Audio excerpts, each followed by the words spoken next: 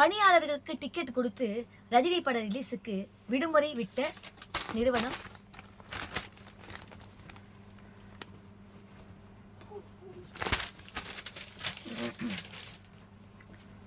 லோகேஷ் கனகராஜ் அவர்கள் இயக்கத்தில் ரஜினிகாந்த் அவர்கள் நடித்துள்ள கூலி படம் உலகம் முழுவதும் நாளை வியாழக்கிழமை ரிலீஸ் ஆகிறது.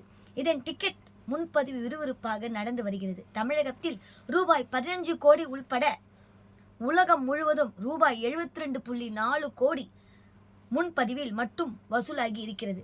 இந்தியா மட்டுமன்றி தமிழர்கள் அதிகம் வாழும் நாடுகளிலும் முன்பதிவு பெரிய அளவில் இருக்கிறது.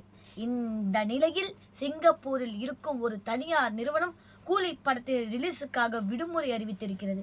பணியாளர்களுக்கு டிக்கெட் எடுத்து கொடுத்து உணவு செலவுக்கு வகையில் 30 சிங்கப்பூர் டாலரும் கொடுக்கப்பட்டு இருக்கிறது.